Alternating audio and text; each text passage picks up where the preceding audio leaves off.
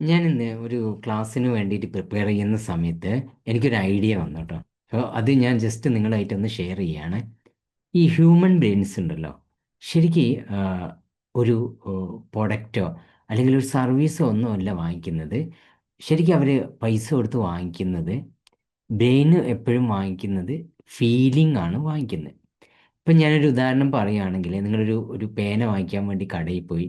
അപ്പോൾ കടയിൽ പോയി കഴിഞ്ഞാൽ അവിടുത്തെ സെയിൽസ്മാൻ പറയുന്നുണ്ടാവുക, ഇത് ജർമ്മൻ ടെക്നോളജിയാണ്, ഇതിൻ്റെ നിബ് ഇങ്ങനെയാണ്, ഇതിൻ്റെ ഈ ടൈപ്പ് ഇങ്കാണ് ഇതിൽ ഒഴിക്കുകയെന്ന്, അങ്ങനെ ഒരു പേനയുടെ ആ ഒരു ഒരുപാട് കാര്യങ്ങൾ അവർക്ക് പറയാനുണ്ടാവും അല്ലേ.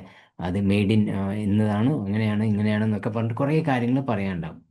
പക്ഷെ നമുക്ക് ആവശ്യം ഇതൊന്നുമല്ല. അത് വാങ്ങിക്കാനുള്ള കാരണം, നമുക്ക് ആവശ്യം എന്ന് പറയുന്നത് ഫീലിംഗ് ആണ്.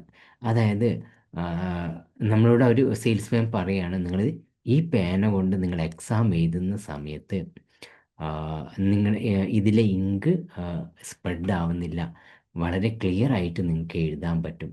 ഫീലിംഗ് നമ്മുടെ മൈൻഡിൽ അത് ഫീൽ ചെയ്യാൻ വേണ്ടി ഫീലിംഗ് സ്റ്റാർട്ട് ചെയ്യുന്നു.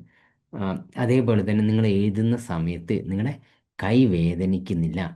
അത് ആ ഓരോ കാര്യങ്ങൾ, ഓരോ വാക്കുകൾ പറയുന്ന സമയത്ത് അത് നമുക്ക് എത്രത്തോളം ഫീൽ ആവുന്നോ, ആ ഫീലിംഗ് ആണ് നമ്മളത് വാങ്ങിക്കുക എന്നുള്ള ആ ഒരു പ്രോസസ്സിലേക്ക് എത്തുന്നത്. സോ അതിൻ്റെ കുറേ ബെനിഫിറ്റ്, ജർമ്മൻ ടെക്നോളജി തുടങ്ങിയിട്ടുള്ള ആ ഒരു ബെനിഫിറ്റ് ഒന്നും അല്ല അത് നമ്മൾ വാങ്ങിക്കാനുള്ള കാരണം എന്ന് പറയുന്നത് നമ്മളുടെ ഉള്ളിലുണ്ടാവുന്ന ഫീലിംഗ് ആണ്.